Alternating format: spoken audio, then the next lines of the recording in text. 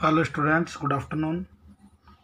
Students, today we are going to discuss features of company organization. In last video, we have already discussed 4 features of company. We are going to discuss topic number 2 and this topic is features of company. So students, 4 point हमने discuss किए थे. एक बार मैं वापस उनको लिख देता हूँ. पहला पॉइंट था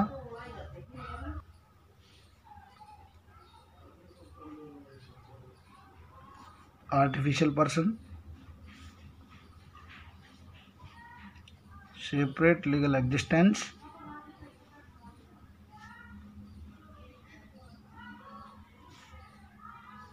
लिमिटेड लायबिलिटी और association of person.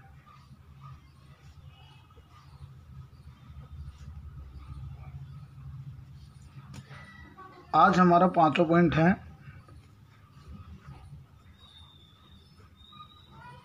Perpetual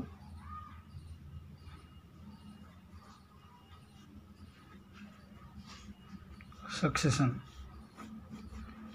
definition में मैंने आपको बताया था परपेचुअल सक्सेशन का मतलब होता है बेटा इनडेफिनेट या अनलिमिटेड लाइफ. तो यहाँ पे all companies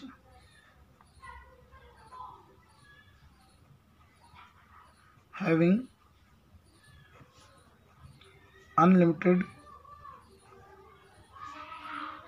as of years. The existence of company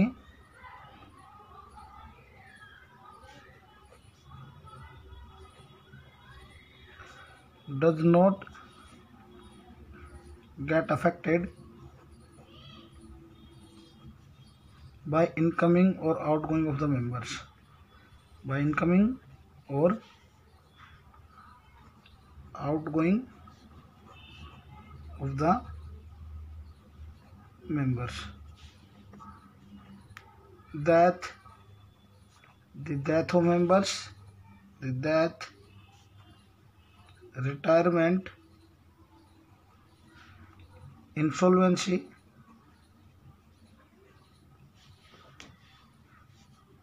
does not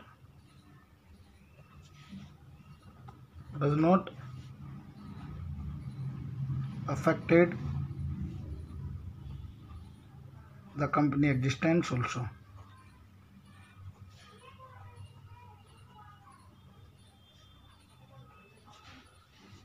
इसके लिए एक लाइन बोली गई है, लिखी गई है. Professor LH. हिने ने कहा है मेंबर्स में गो, मेंबर्स में कम, मेंबर्स में गो, मेंबर्स में कम, मेंबर्स में goes, but company goes for ever. But company goes for ever. इसका मतलब ये है कि शेयर होल्डर्स आते रहेंगे, शेयर होल्डर्स जाते रहेंगे, लेकिन कंपनी ऐसे ही चलती रहेगी जैसे कि कोई आया या गया नहीं है. कंपनी बिना मेंबर्स की परवाह किए रन होती रहेगी. मेंबर्स के एग्जिस्टेंस से कंपनी का एग्जिस्टेंस का कोई लेना देना नहीं है. उसके बाद अगला पॉइंट था common seal.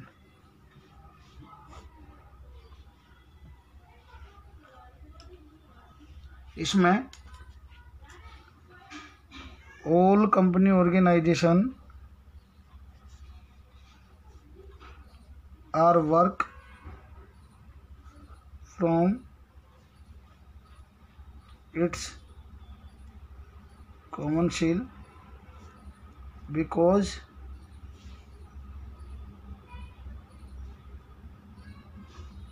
because they are artificial person and they does not sign itself. So for signature of company a common seal is used. Okay, company के खुद के हाथ पैर नहीं होते हैं, कंपनी साइन नहीं कर सकती क्योंकि कंपनी एक आर्टिफिशियल पर्सन होती है, और आर्टिफिशियल पर्सन होने की वजह से उसके खुद के हाथ पैर नहीं होते हैं और खुद सिग्नेचर नहीं कर सकती है। तो सिग्नेचर के लिए, कंपनी के साइनिंग के लिए कॉमन सील का इस्तेमाल किया जाता है। कॉमन सील होती है सील, मोहर, जिसे आप देखते हैं बहुत सारे डॉक्यूमेंट्स पे लगी हुई होती है। तो कंपनी भी अपने कॉमन सील यूज करती है। Point number 7,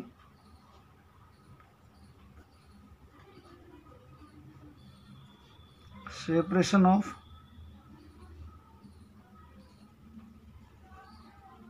management and ownership.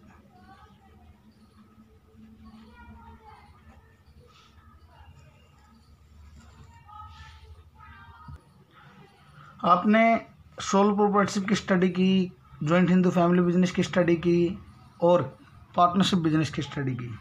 वहाँ पे ओनरशिप और मैनेजमेंट उनके मेंबर्स के पास ही होता था, उनके मालिकों के पास ही होता था। लेकिन कंपनी ऑर्गेनाइजेशन में ओनरशिप और मैनेजमेंट अलग अलग हाथों में होता है। तो एक एक विशेषता है। तो यहाँ पे all the company organizations are owned by shareholders, but these are managed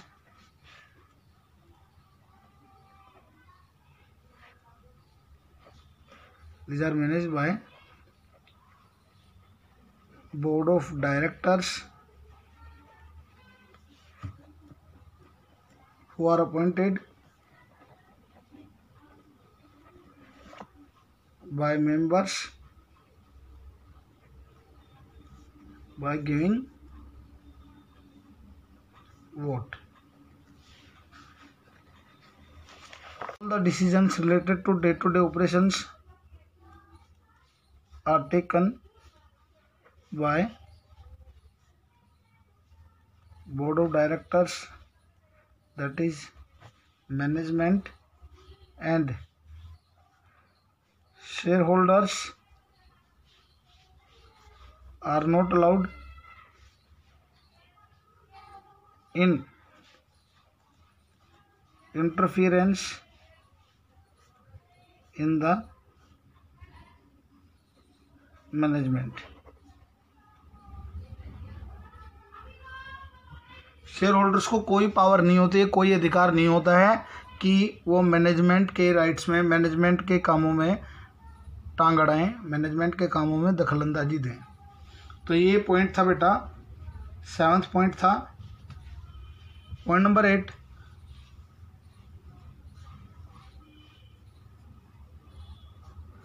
transferability of shares.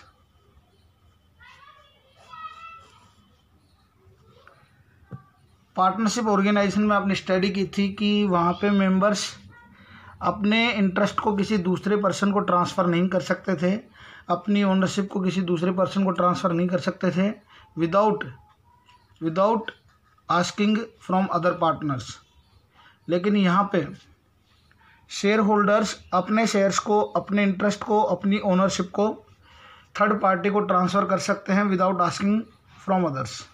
तो यहाँ पे पब्लिक कंपनी के शेयर होल्डर्स अपने शेयर्स ट्रांसफ़र कर सकते हैं आउटसाइडर्स को, अदर्स को, without asking from others. And private company के शेयर होल्डर्स भी अपने शेयर ट्रांसफ़र कर सकते हैं लेकिन एग्जिस्टिंग मेंबर्स को।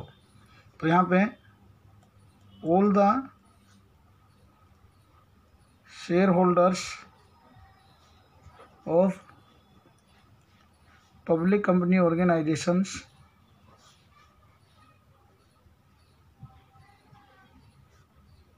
have right to transfer of their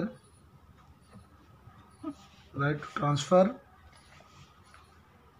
of their shares, जिसमें उनका इंटरेस्ट भी है और जिसमें उनकी ओनरशिप भी है, बिना किसी से पूछे हुए, विदाउट आस्किंग फ्रॉम अदर्स। तो यहाँ पे शेयर होल्डर्स के पास पावर होती है कि वो अपने शेयर्स को थर्ड पार्टी को, थर्ड पर्सन को ट्रांसफ़र कर सकते हैं, but in private company they can transfer their shares only to existing members of company, existing members of company। Private company में और पब्लिक कंपनी में ट्रांसफरेबिलिटी के बेसिस पे एक डिफरेंस है। पब्लिक कंपनी और प्राइवेट कंपनी, पब्लिक कंपनी के shares और प्राइवेट कंपनी के शेयर्स। पब्लिक कंपनी के shares can be transfer to others, can be transfer to others, और इसके shares can not be transfer to others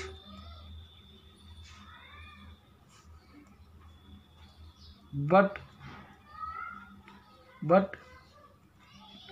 it can be transferred to existing members। Okay, तो यहाँ पे याद रहेगा ये, वेरी गुड। तो यहाँ तक आपके पॉइंट्स है बेटा फीचर्स के, कि कंपनी ऑर्गेनाइजेशंस में ये फीचर्स पाए जाते हैं। आर्टिफिशियल पर्सन, कंपनी के खुद के हाथ पैर नहीं होते हैं, कंपनी को बनाया जाता है लॉ के द्वारा। सेपरेट लीगल एग्जिस्टेंस, कंपनी का जो अस्तित्व है, कंपनी जो आइडेंटिटी है वो अपने मेंबर से अलग होती है और अपने नाम से कुछ भी काम कर सकती है। कंपनी एसेट्स खरीद सकती है, बैंक अकाउंट खोल सकती है। लिमिटेड लायबिलिटी, कंपनी के मेंबर्स की लायबिलिटी लिमिटेड होती है और इन्होंने जितना पैसा पे नहीं कर रखा होता उतने के लिए ये लायबल होते हैं। Association of person, her company में कम से कम 2 लोगों की आवश्यकता होती है। पब्लिक कंपनी में 7 लोगों की और प्राइवेट कंपनी में 2 लोगों की, तो इसलिए ग्रुप ऑफ पर्सन यहाँ पे इसे बोला गया है। उसके बाद परपेचुअल सक्सेशन, कंपनी की age unlimited number of years होती है और इसकी लाइफ से मेंबर्स का कोई लेना देना नहीं होता। मेंबर्स आते रहते हैं, मेंबर्स चले जाते हैं, लेकिन कंपनीज ऐसे ही चलती रहती है।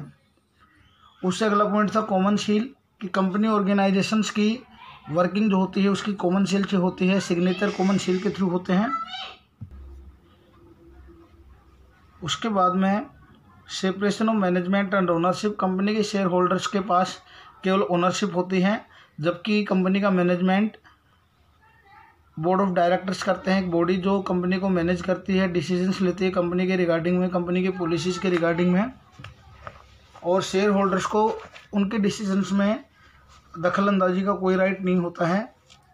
ट्रांसफरेबिलिटी ऑफ शेयर्स, कंपनी के शेयर होल्डर्स को ये राइट होता है कि वो अपने शेयर्स को किसी थर्ड पार्टी को ट्रांसफ़र कर सकते हैं, लेकिन प्राइवेट कंपनी में shares can be transferred only to the existing members. So students, these are the 8 points of features, और अगले वीडियो में हम डिस्कस करने वाले हैं merits of company organisation. Thank you so much.